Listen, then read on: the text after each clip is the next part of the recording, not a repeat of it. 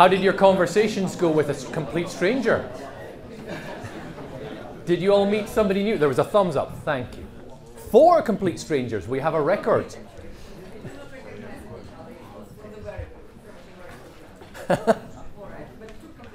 Two complete strangers. Can anyone beat 2 complete strangers that they managed to have a meaningful conversation with? It's excellent. I hope that sets a tone and an atmosphere to what we aspire to do here. There's absolutely learnings from researchers, from the experts in the room. There's discussions to be had. There's new information. There's enforcing what we already know in the best practice, but also in these settings we can learn so much from each other. So thank you for taking part in that. You can guess what your lunchtime challenge will be. So in the next section we have a couple of really practical sessions, you know, delving into, well, elements of what Niels discussed, what Paul has discussed, what Bruno has discussed, what we've been thinking about already. So the first session is really about IPM implementation here in Sweden, and almost primed perfectly by Niels' presentation. We have Stefan Nilsson here, who has worked for some 30 years in the industry, and 3 years with the Federation as an agronomist. So please put your hands together and welcome Stefan. Thank you very much. Yeah, I've been here for at the Federation for 3 years, and I'm one of 7 agronomists at the Federation. And we are a resource for the golf clubs and for the game of golf. And we guide within, for example, maintenance, development, construction, and golf experience.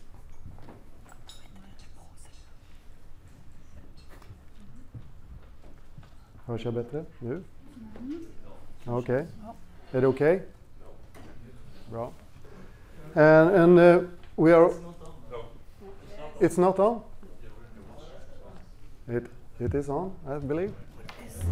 What is this machine doing to me?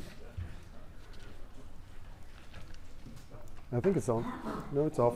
There it's on. There it is. It's on. All right, and we're very much involved in our educational programs for greenkeepers, for course managers, for board members, for club managers. And today I will try to give a short summary, overfly what we are talking about when it comes to IPM and basic greenkeeping, when we are having our education programs and course visits or experience meeting. It's a very nice picture, and that's not Sweden, it's Scotland. It's Castle Stewart. Real nice. But first, we always talk about golf experience. Golf experience includes many different elements.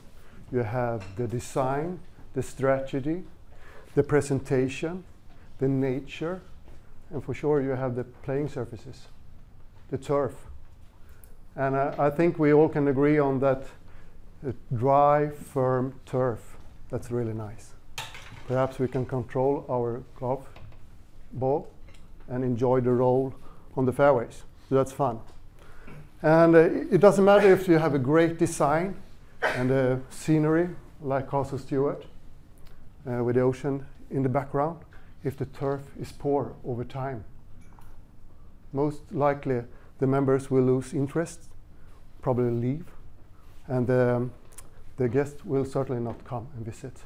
So turf is really, really, really a key element when it comes to the golf experience.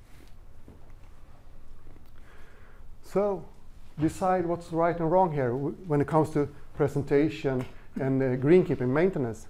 It's really up to each golf club to decide. Different golf clubs have different basic conditions, have different resources, and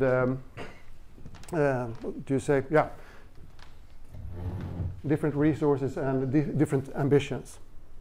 Some golf courses are really into long-term maintenance, and some are not. And it's okay, it's fine, as long as the people that are in a decision-making position are aware that there will be consequences.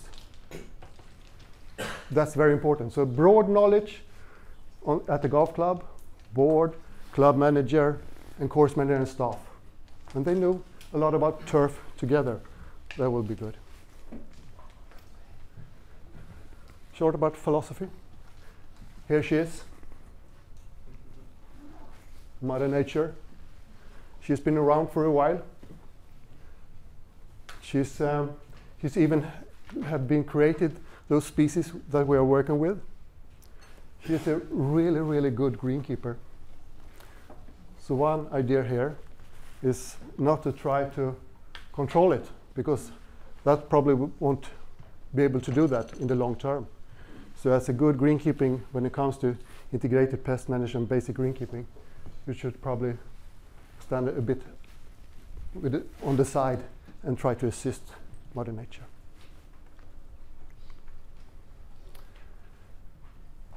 So learn from Mother Nature. You saw the picture that Nils showed the last slide. It was my, I was involved in that golf course for 15 years. And we constructed it, and we went for wall-to-wall fescue. And what to do? Yeah, we went out to into the nature and looked where fescue thrives. And then we copied that environment and brought it into the golf course. If you are going for some other species, creeping bent, colonial bent, or something else, you go out in the nature and look where you can find it and copy that environment.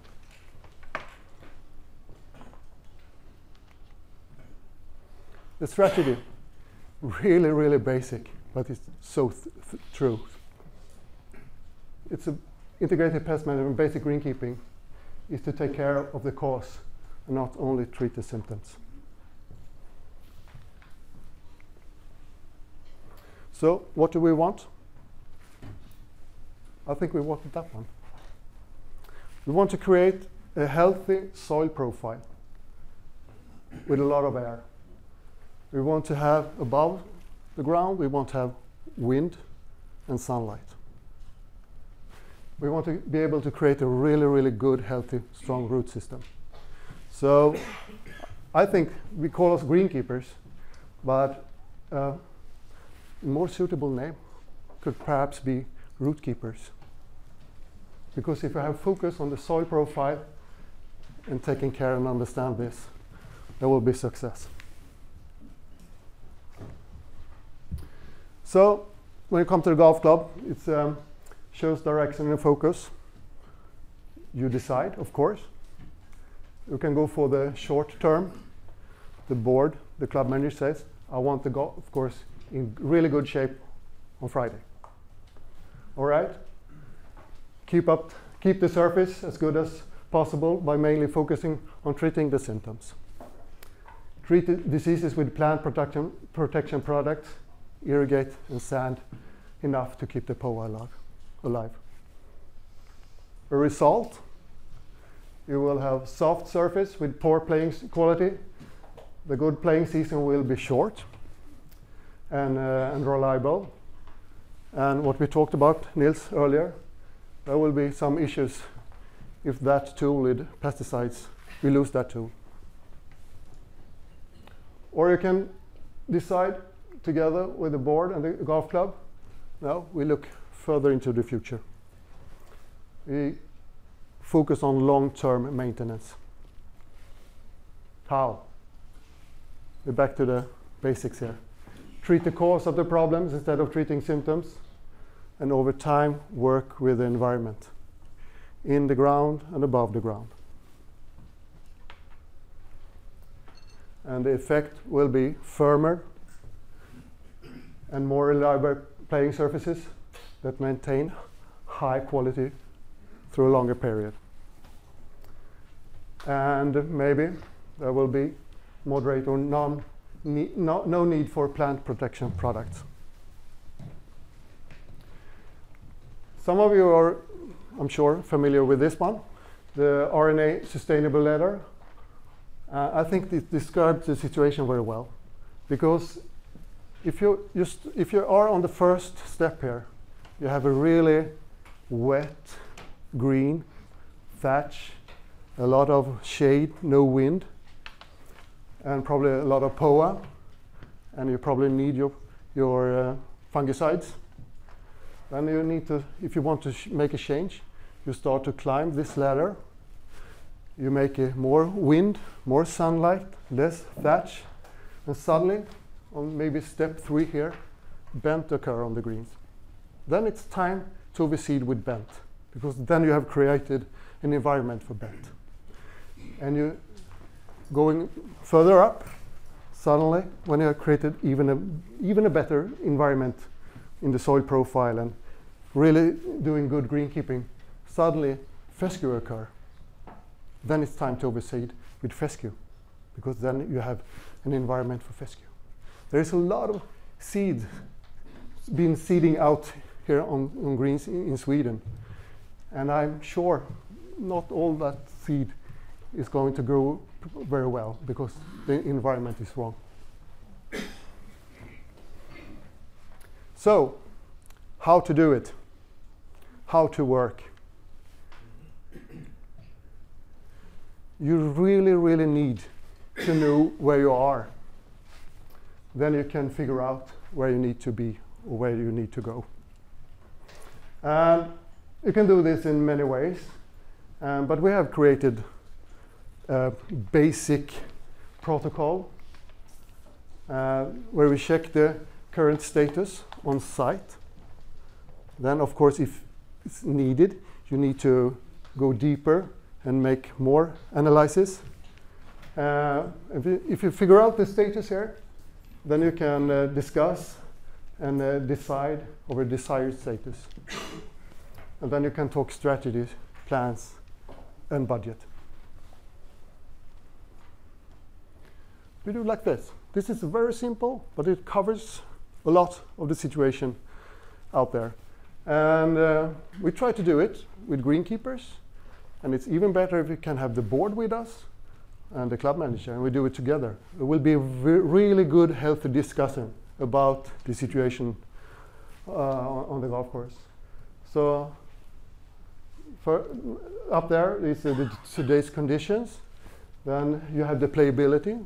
Except strategy and design and color, the golfers experience firmness, trueness, smoothness, and speed. That we can measure. Then we can go through the basics condition. We need some space if there are many golfers, numbers of playable pin positions, hour of sunshine, air circulation, of course, number of golf rounds, surface runoff, incoming surface water, infiltration rate, and one really important, organic material, thatch, how much organic material in the profile, thickness of turf, thatch and mat, layers in the profile, organic layers or different kind of sand layers. Compaction, root depth, pH, moisture, the cover of the irrigation system, and needed application of pesticides, and nutrient requirements, nitrogen over the year. We can do almost everything on site except the organic material. We need to go inside to figure that out. So this is really a basic protocol. And on next, here we got the result. The grass composition and maybe injuries and diseases. And when you have the status, current status, you can fill in the second column. What do we really want to have? Yeah, maybe 15 or more than 15 pin position. We want an infiltration rate more than 70 mils or 100 mils an hour, in an hour. We definitely do not want any layers, and so on.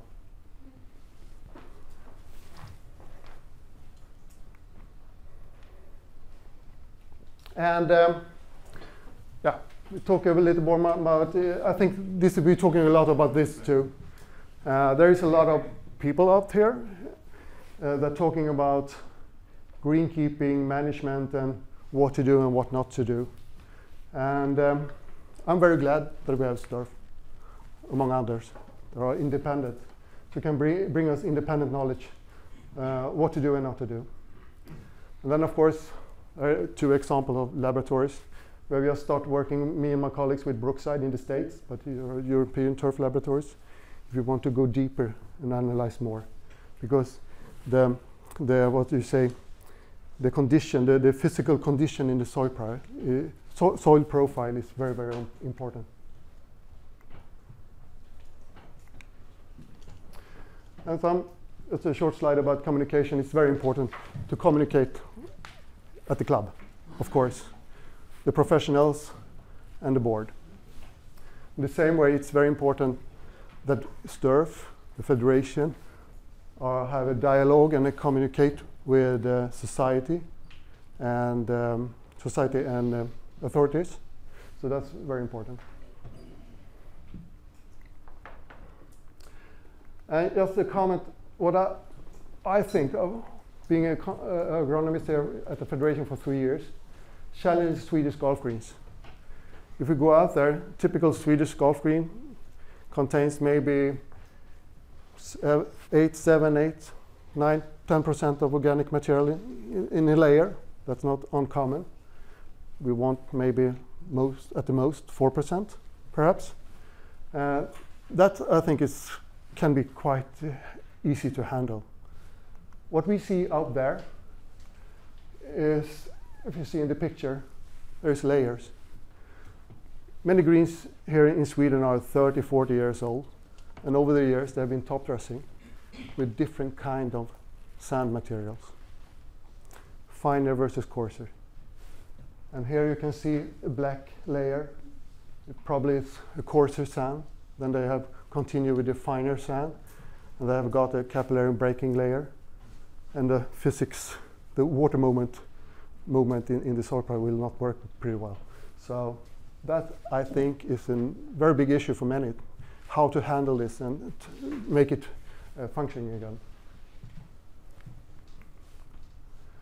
So in conclusion, greenkeeping, basic greenkeeping is about to creating a really as healthy environment as possible. And then it's about timing, doing the right thing at the right time in the right amount. And we know that are we fertilizing with nitrogen, potassium in late autumn, it favors snow mold. If you are aerating late autumn, heavy top dressing, it favors snow mold. And we know in summer, if we have some kind of stress, mechanical stress or lack of nitrogen or water in the profile, we easily get dollar spot and anthracnose. So we say in our story here that basic healthy greenkeeping is to find some kind of balance with nature. Thank you.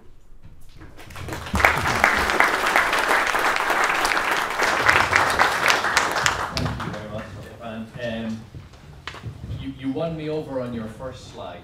Castle Stewart was one of my first ever jobs in the industry, so the construction there. So it's a place dear to my heart, and I think so much of what I learned in my work in there as starting out in the industry was about what you've just talked about providing the right environment, about setting up our management practices to succeed by working with nature and by working in collaboration with the assets that we have. I'm reminded of Sigtuna Golf Club's website yesterday when they said we want to work with the natural assets that we have and always be receptive to change and adaptation. And I think that's something we should all aspire to. These two sessions are very dedicated to the practical realities of delivering more integrated turf and pest management. So I think that was a really useful insight into how managing the environment, something that we've talked about with Niels and Paul and Bruno already, is so critical to the future challenges and opportunities we have. And here's a consistent theme that is coming out already if we haven't identified it: communication. Communication to other decision makers, communication to fellow leaders, communication to golfers and our members, dare I say. These are real challenges that we have, but they're ones that we are determined to address in the industry, and it's something that we talk about a lot. So, moving into the next presentation, I hope. Shall we play another game? The computer is playing its game again. computer is playing its game. So,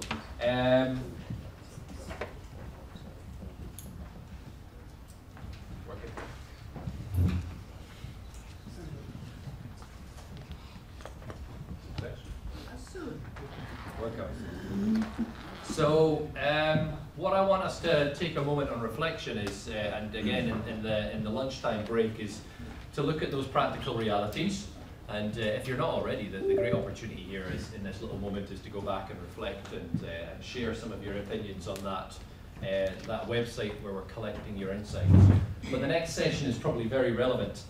Patrik here is going to provide us with a real perspective from his role as a head greenkeeper, as a course manager here.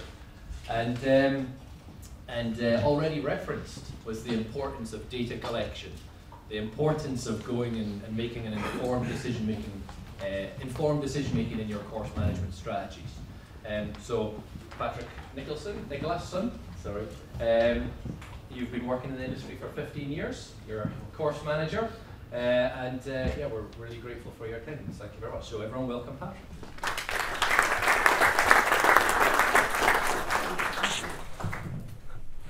So test. This is working. No. It's muted. See if there's any buttons to press here. It's not the other one. The other one.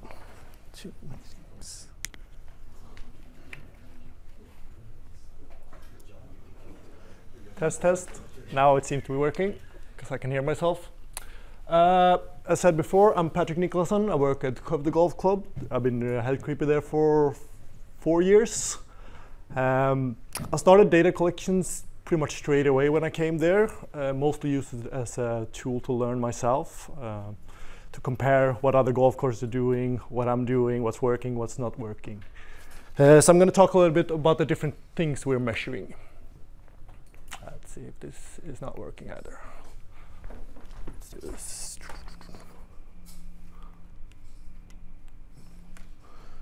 No.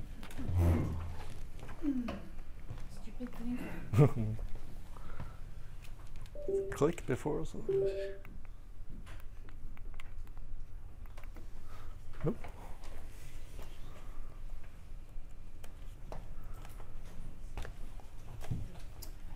Technology. That's good. There we go. Now it's working.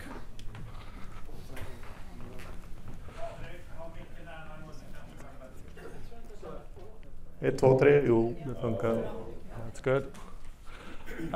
So first of all, we're measuring how much grass we're growing. We do this through clipping volumes. I'm going to go through this more thoroughly a little bit on later slides.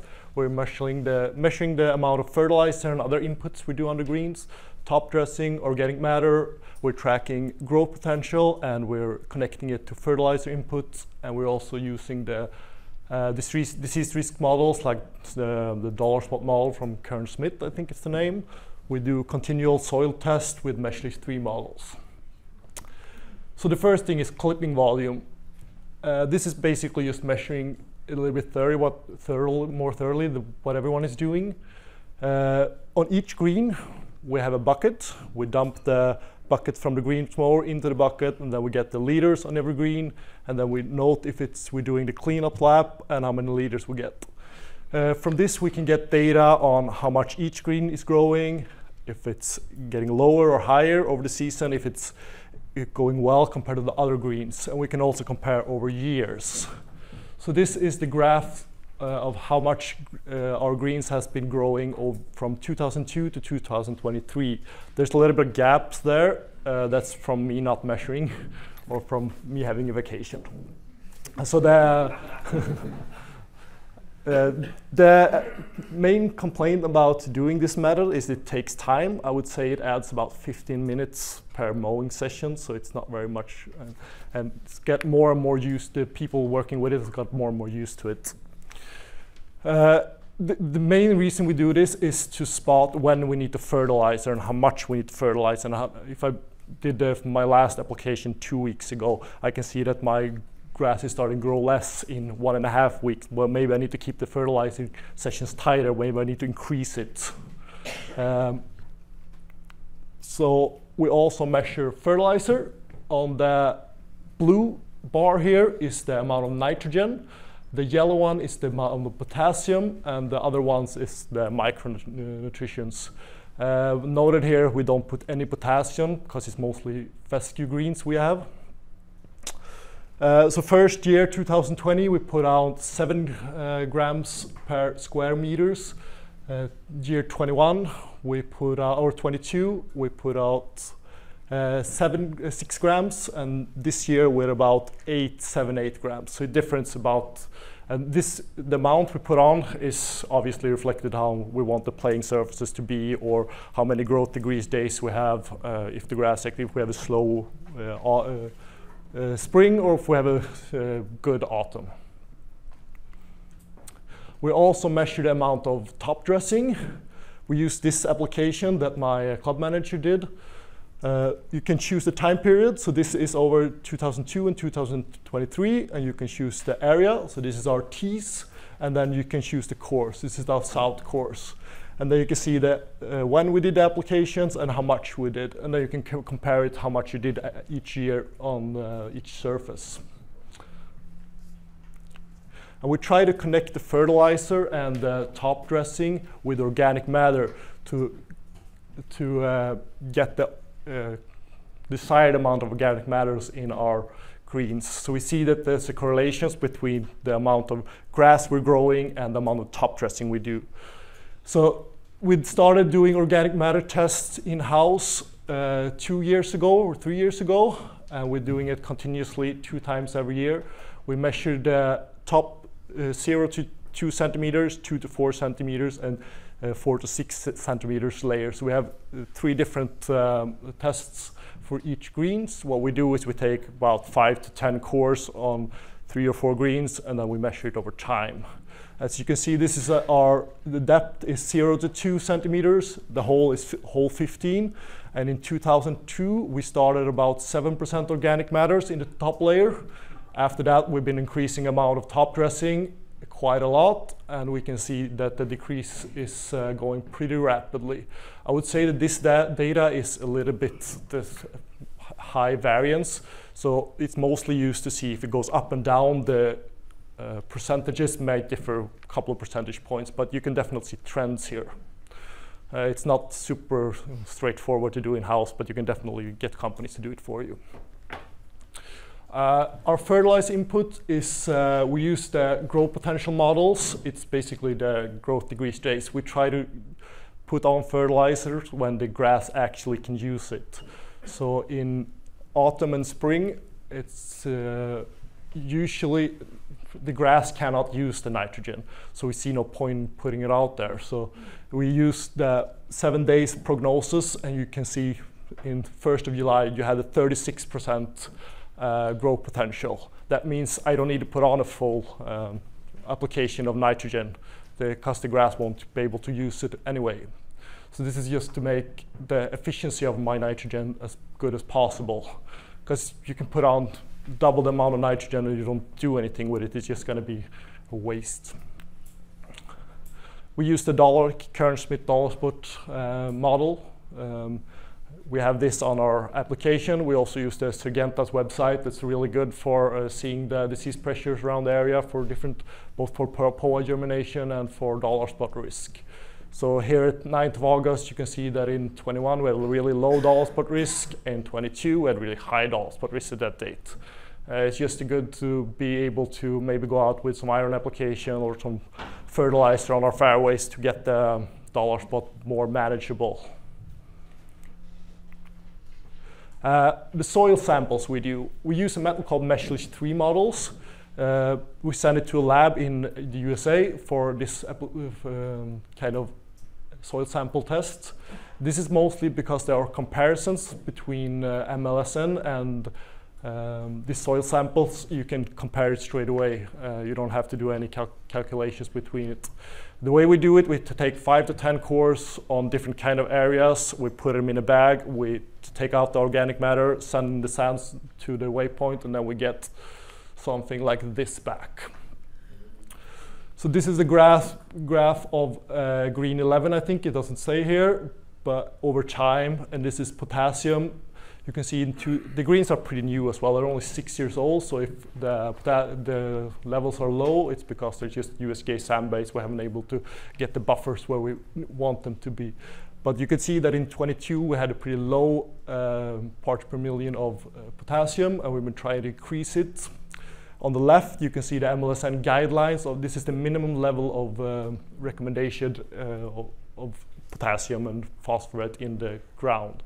So we try to stay around that bar. If we increase the buffer, it's not the end of the world. It just means that we're using a little bit too much, and maybe it's not needed. We can cut back the next year. But you see, we have been trying to increase the buffer in our greens for a while. Other things we're measuring, this basically everything we put on the greens, we try to write down and see the efficiency of, whether it's herbicides, pesticides, wasting agent. We do this by using null spaces. We have a 1 by 1 meter tarp, and on every area we put on the tarp, and you see straight away if it's what you did actually had an effect, or if you think it has an effect. We try to measure STIMP and disease outbreaks and know if we can get some kind of correlation between disease outbreak and the year, and also compare it to the dollar spot model and see if it was correct. The main reason we do this is to control what kind of type of grass we want to promote. Do we want to promote the bent grasses, the fescues over the POA? This is mainly done to the fertilizer and the growth potential. Let's try to get the right, not too much fertilizer, not too much water. And what I try to look into a lot is fertilizer and clipping volume and how it relates to organic matter. I had this amount of clipping volume and this amount of top dressing, what happened with my organic matter? Because I think that is the key to get the organic matter at the steady state and at what you want it to be.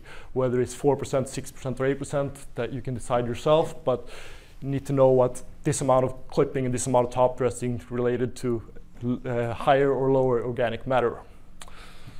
And also the efficiency of pesticides. If I'm using pesticide, do I have resistance? Is it effective? Do I need to switch method or switch application timing or dosages?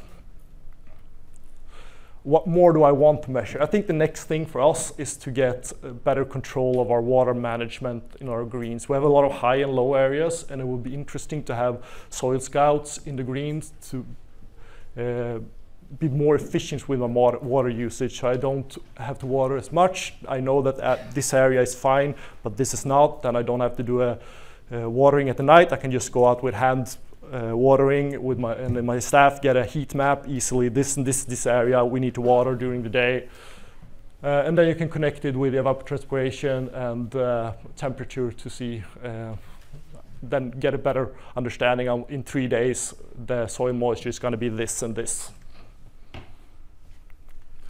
That's it for me. Thank you very much for listening.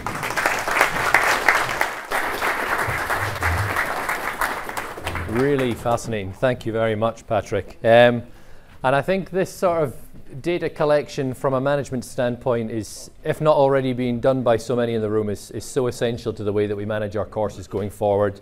The efficiencies that we've spoken about, the benefits from a sustainability and environmental sustainability sense, from an economical sense as well. And that's probably what resonates most with our fellow decision makers in clubs nowadays, is talking about the economics of efficiency and sustainable resource use. And of course the environmental benefits that go with it as well. So we now move promptly on from the practical elements now into a little bit more detail, which leads into the afternoon sessions on the IPM project that has been supported by STERF and Golf Course 2030. And as I buy a little bit of time here, excuse me, Gunnar, can everyone grab their fact sheet and hold it in there and wave it for me?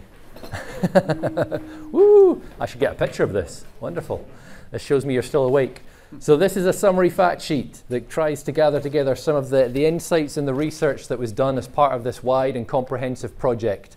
It's not the only publication. If you go onto the STERF website, the white papers, the materials that have been produced by the team at NIBIO, and all of the researchers involved are readily there and available. We'll be producing a full summary document towards the end of the year and publicising that much more into 2024 as well. But this is a very exciting project and one that I think was the foundation of this event in its beginning. So with that, I want to introduce Tatsiana Espevig, our research scientist and the head of the project at NIBIO. So please put your hands together and welcome her.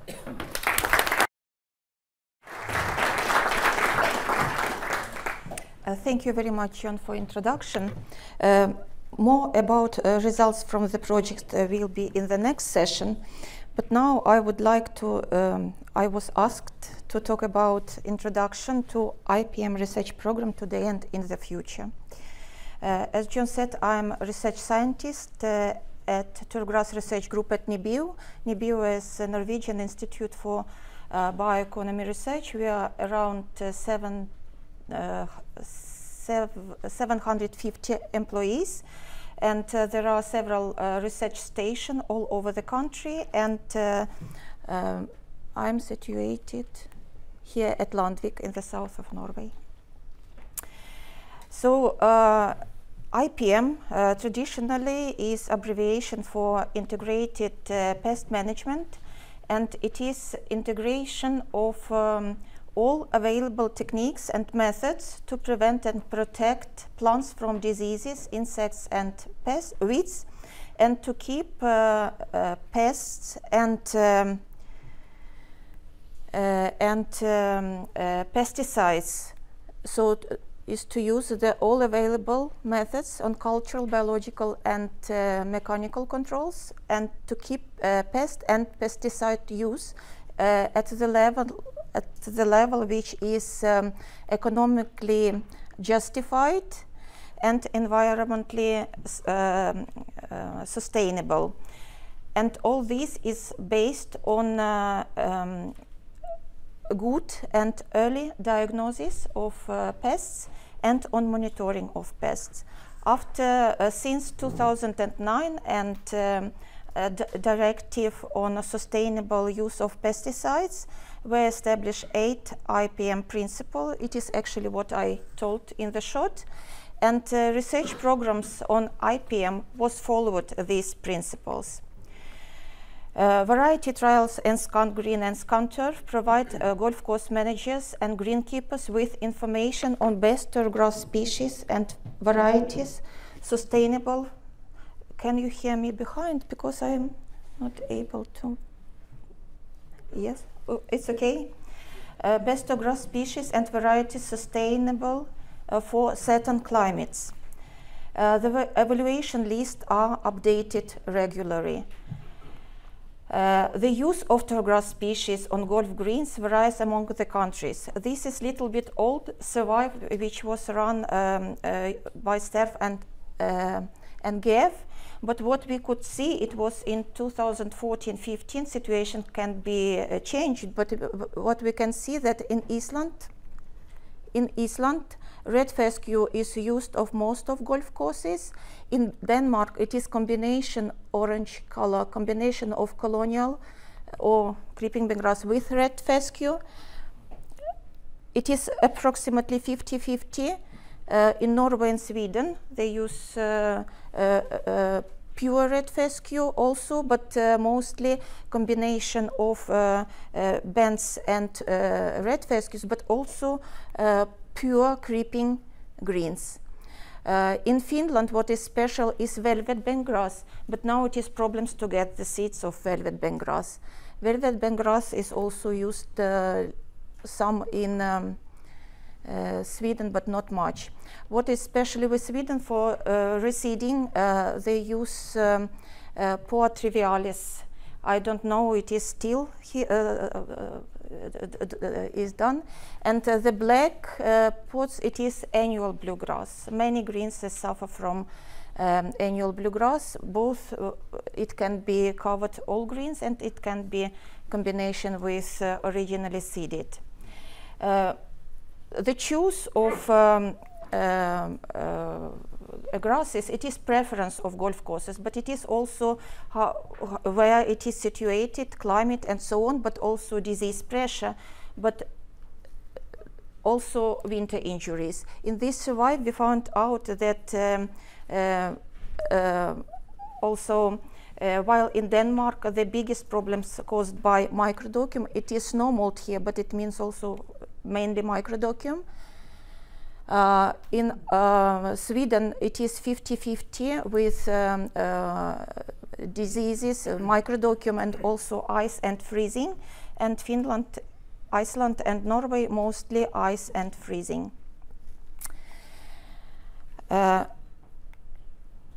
Before it was established SCANGREEN in Smørum Golf Club in Denmark, we couldn't, and it was rising of dollar spot problems. We wanted to know which species and varieties are more or less resistant or susceptible to dollar spot. So in vitro trial showed that it was tested in vials, that perennial ryegrass was the most resistant, followed by slender and strong creeping fescue. In Chuy's fescue, it was variation among the tested cultivars, as well as in colonial and creeping bentgrass. Kentucky bluegrass and velvet cultivars, velvet bentgrass cultivars had resistance an average about 5 in the scale from 1 to 9. So it will be very interesting to see it will be the same in the field. It was a question whether seeds can be a source for dollar spot. We run as a part of this Golf Course 2030 project. We tested 10 species and cultivars, which Poa pratensis, you can see the numbers. It is percentage in the field at Landvik. We don't have dollar spot at Landvik, but each time we establish new field, we can see sometimes dollar spot. So we tested the seeds, but we didn't find sclerotinia, clariredia in the seeds. Probably we had 2 small portions of the seeds. After sclerotinia was renamed to clariredia in 2018, at least 5 clariredia species is known per today, and we wanted to find out which species of clariredia is present in Europe. We collected samples, but it was not many. It was about 40 turfgrass samples from Denmark, Sweden, Norway, and Germany. And what we found out, it was molecular analysis of the RNA region. We tested 3 regions, and we found that it is 2 species, Clariredia gomiocarpa and Jacksoni, but Jacksoni was found only in Germany. What was also interesting, you can see here target fungi, but it was me writing this after I isolated from torf samples. But greenkeepers sent us samples with the idea that it was dollar spot. So dollar spot in the field by greenkeepers can be exchanged with other things. So it is important with diagnostics. Different isolates of clariredia, they have a difference in aggressiveness. Here it is average for all cultivars and species we tested, but what we found out that cultivars isolates from United States, and it was 1 from United Kingdom, it was more aggressive than our own local isolates from Sweden, Norway, and Denmark. After the right choice of turfgrass species and cultivars, it is important with good management practices on golf courses. It is essential in IPM program, and the demand, it is old study, but many of golf courses use this because it is still some use the same we think the annual nitrogen.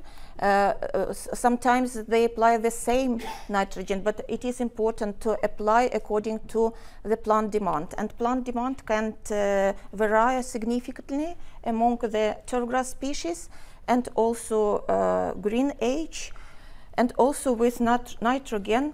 you can manage many of diseases. Many diseases are nitrogen dependent. In this study, we tested red fescue and red fescue in combination with colonial and velvet bentgrass. And for example, take-all page, of course, you cannot see this on red fescue, but on combination with colonial and velvet bentgrass, what we could see that increase with nitrogen level helped to prevent the disease. It was less take-all on when we had the higher nitrogen level, but it was more visible. Regular rolling can significantly reduce dollar spot. On Valda Golf Club, on red fescue green, rolling 4 times per week from June to September reduced dollar spot by 95%, 2 times per week by 61%. Thatch provide favorable conditions for survival and development of turfgrass pathogens. Moreover, it can follow to hydrophobicity and dry spots. And even on golf greens with turfgrass species which provide thatch, which produce thatch excessively, like for example velvet bentgrass, it is possible to keep organic matter under 5% if it is used heavy top dressing.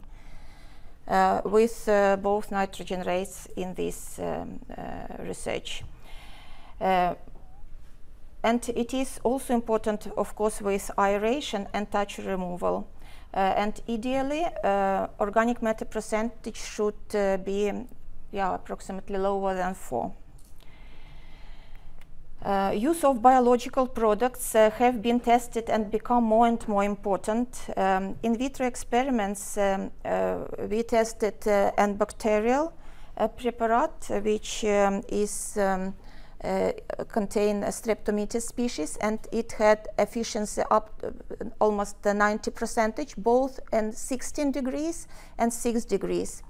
But the product which had fungal active ingredient Gleocladium catenolatum, it had efficiency 100%, but only when it was 16 degrees. The same products were tested in the field, but at that point of time it was 5 experiments, as far as I remember, 5 experiments in Norway and Sweden.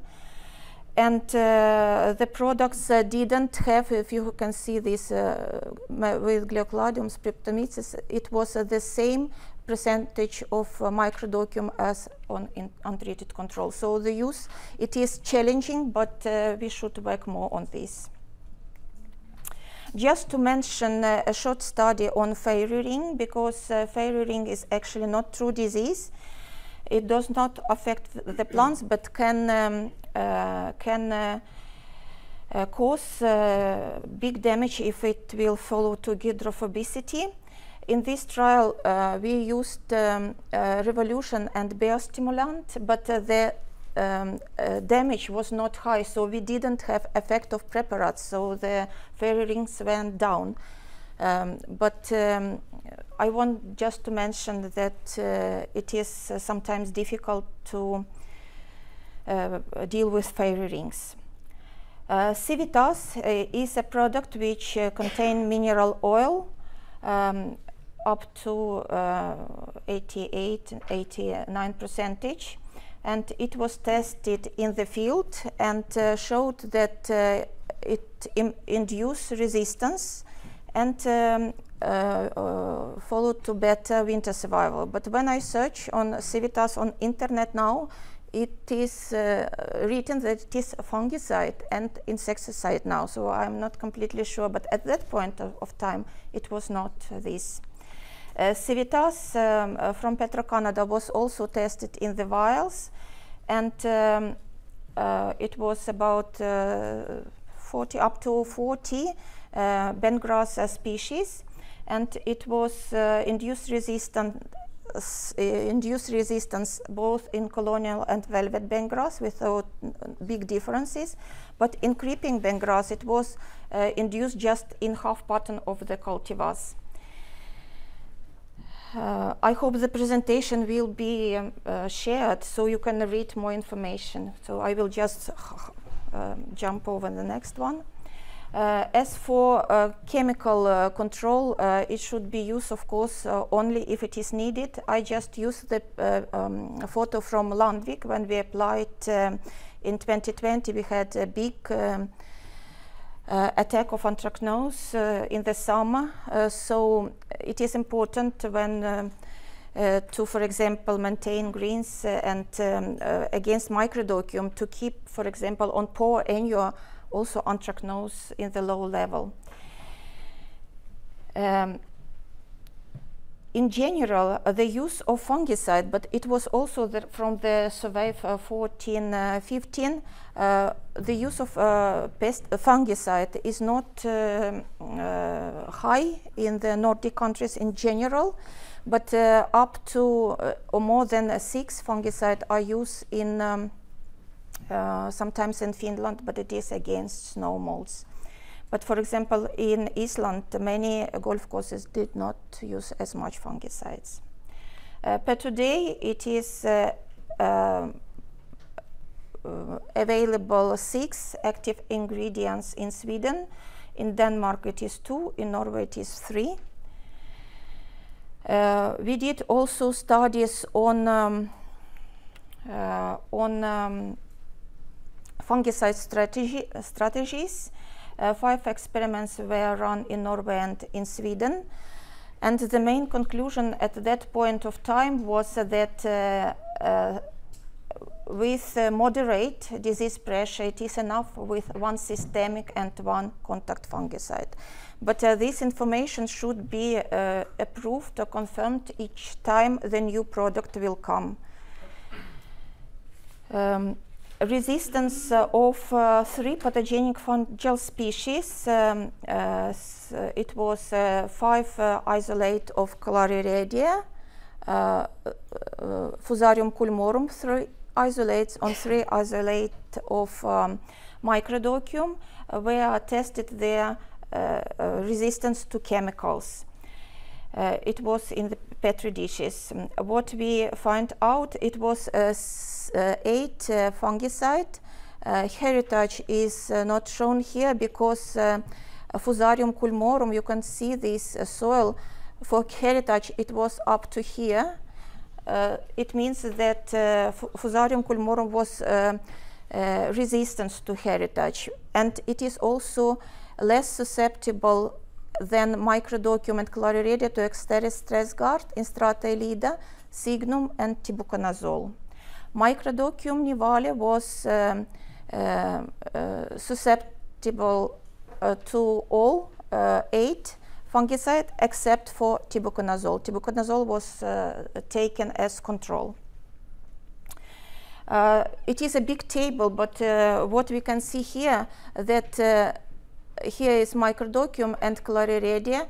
Tibuconazole, it was needed up to 800 more times of the product than all other fungicides which were used. So tibuconazole had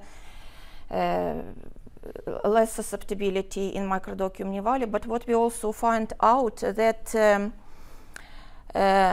not all, only 4 fungicides which suppressed microdocium completely.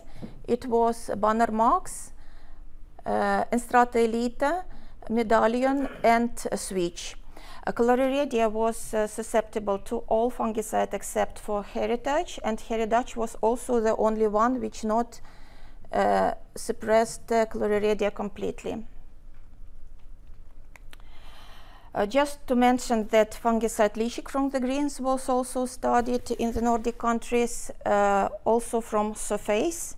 I will not go into details. And there are many diseases. We speak much about microdocium and dollar spot, but there is also problems sometimes with anthracnose and other diseases. As I mentioned, that fairy rings is not true disease. And if we look on the future, it was just some information on some results from all studies which were done during last years, but future many speakers told about climate changes, and global mean temperatures are predicted to increase up to 6 degrees during coming 100 years.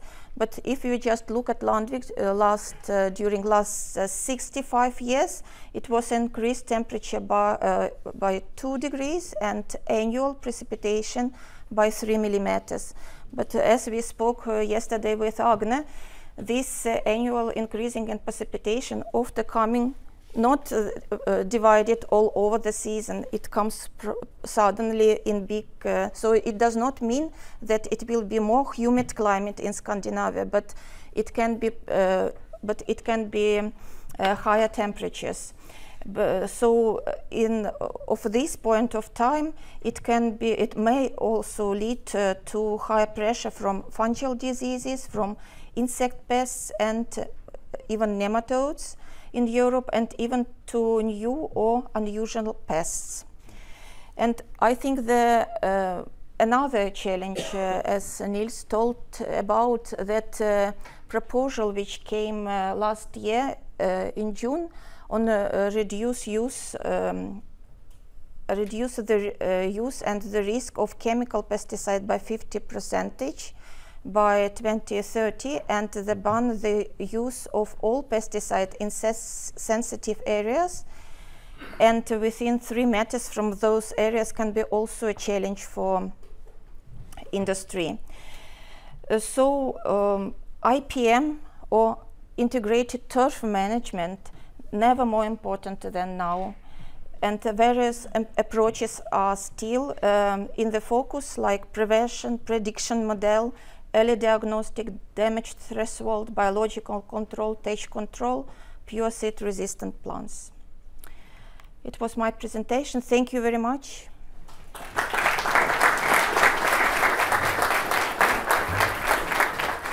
Thank you, Tanja. And as alluded to, some of the afternoon sessions are going to dip into greater detail in the findings of the IPM project.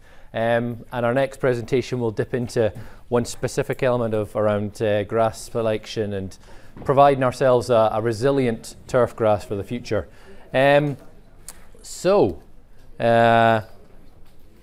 Yes, and I should emphasize as well, obviously alluded to, the STERF website contains a range of different white papers, materials on these different projects, as does the NIBIO website, and also referred to there if many of you are not already using it. The Journal of the International Turfgrass Research Conference, a really valuable source for more of the research that Tanja has alluded to. So, the next presentation is a slight, well, it's connected very closely and already alluded to in many ways by today's discussions around the environment, about the integrated management techniques that we can adopt, and about creating ourselves a turf grass sward that is most resilient or is most optimum. So we're taking the opportunity with Karin here. Karin Juul Hesselsøe is a research scientist with NIBIO, and has been responsible for the SCANGREEN project. The SCANGREEN project in 2019 through to 2022. So, all good. Can I please ask you to welcome Karin?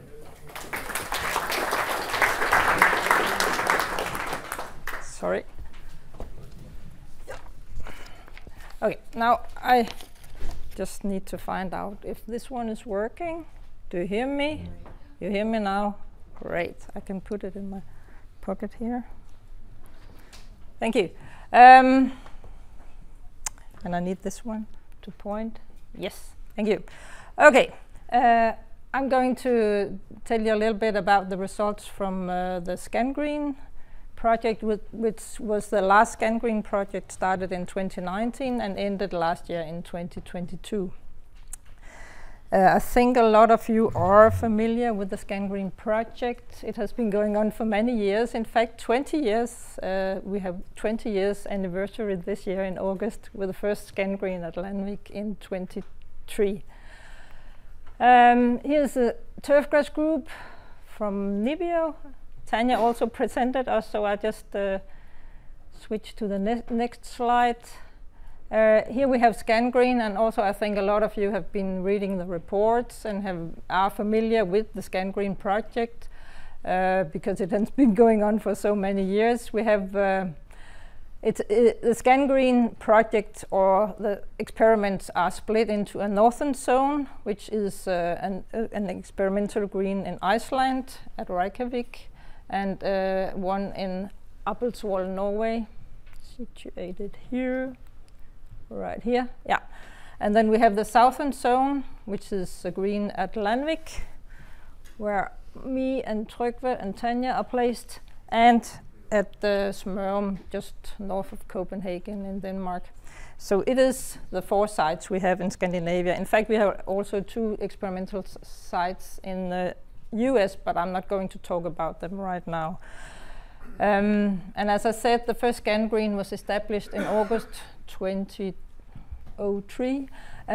So we have many years of experiments, but right now I'm only talking about the period from 2019 to 2022. Just a short glimpse to the different sites where we do the experiments. From Iceland, the responsible person there is course manager Bjarni Hannesson, who is course manager at Ness Golf Club, close to the experimental green. The photo here is from where they established the green in 2019. This is northern zone, of course, coastal climate, short growing season. They have some winter diseases, mainly microdochium, I guess, yeah. But also dollar spot was found. It was not confirmed in the laboratorium, but Bjarni found some patches of dollar spot in the experimental green in the summer of 22.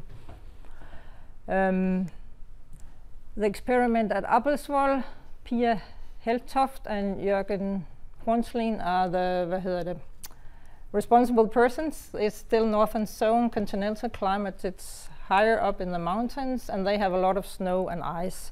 So if you really want to see the species and varieties and how they react to winter damages, you should come to Abelsvoll. So mainly damages from ice and snow, not so much from diseases, but they do have some diseases at Abelsvoll.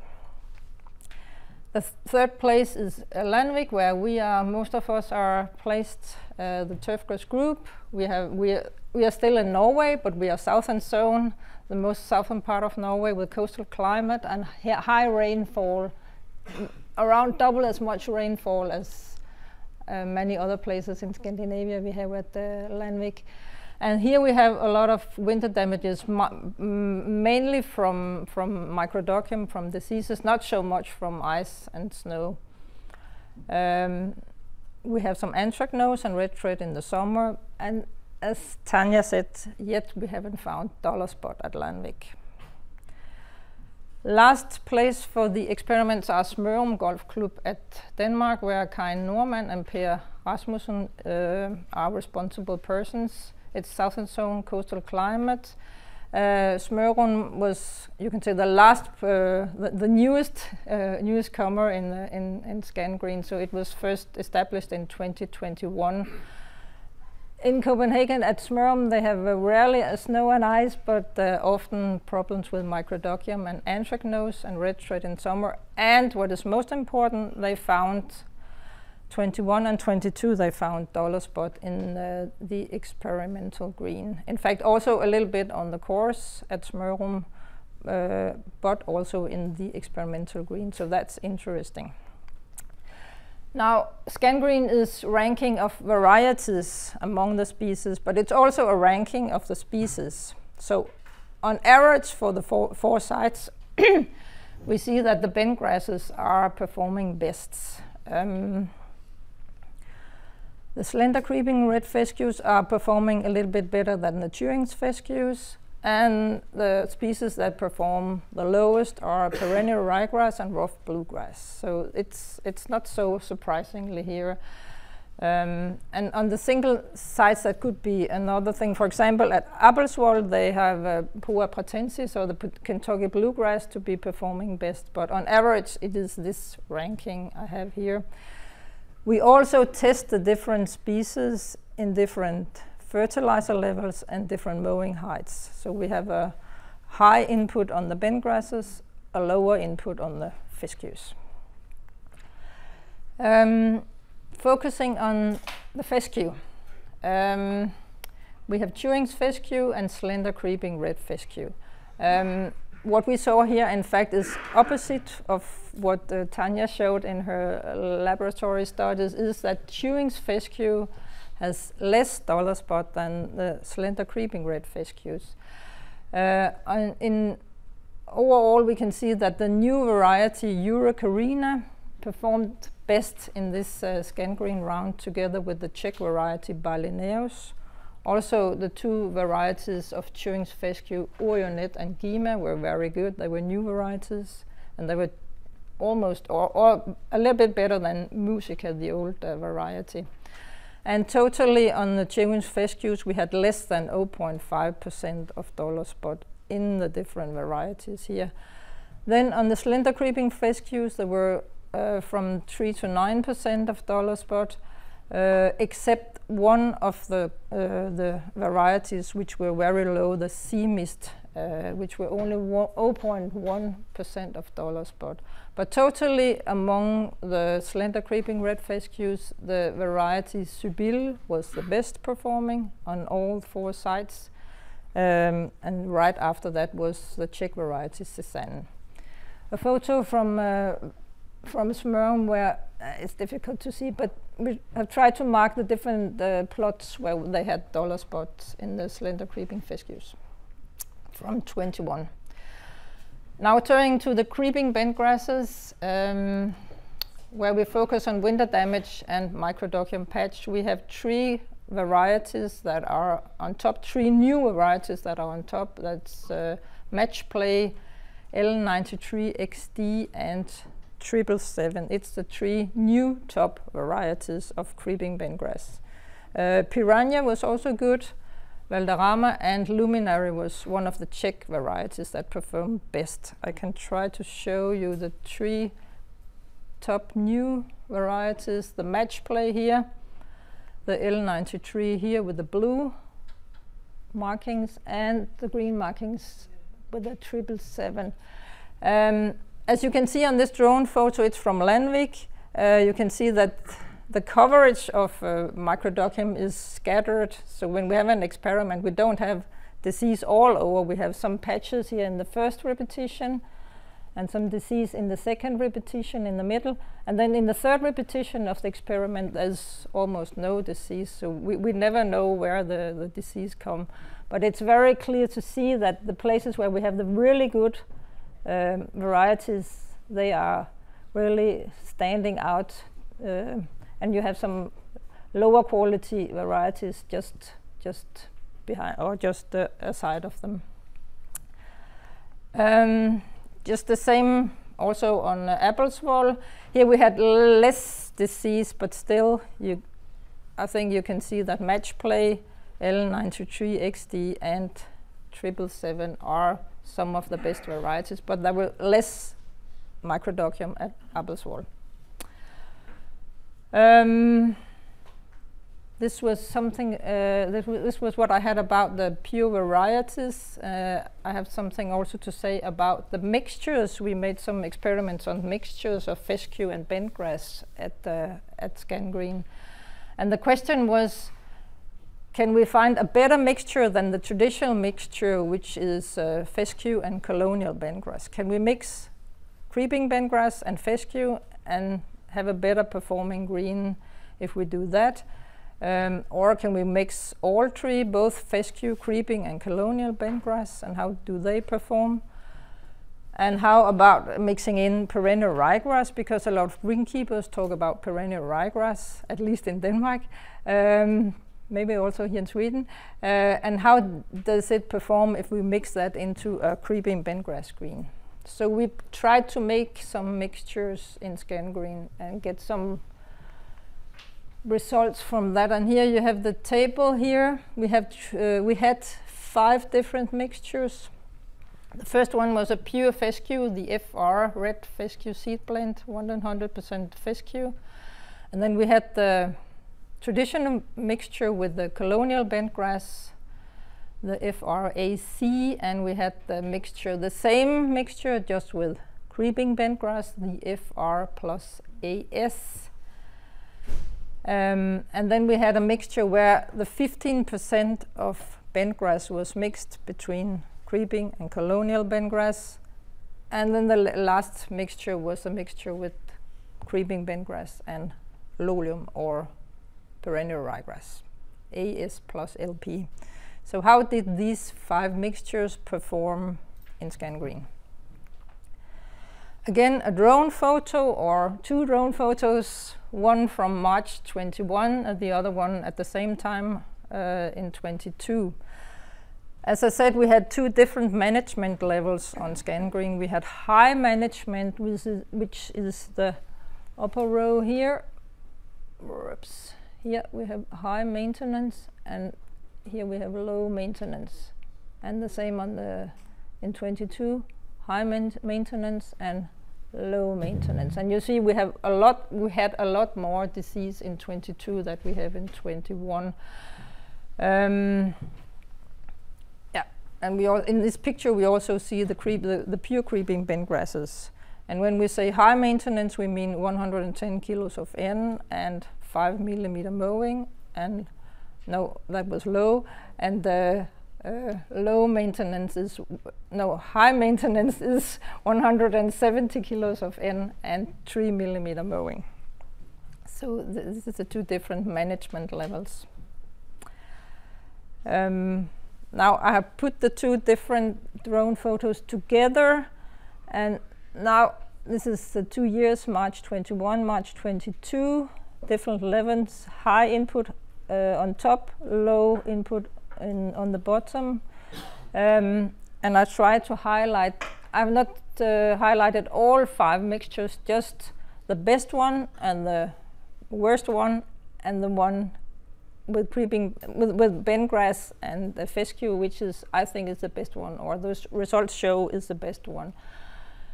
So here we have the 3 green ones, which are the 3 mixtures, or not mixtures, but blends with the fescue. And as Stefan said, fescue is a very good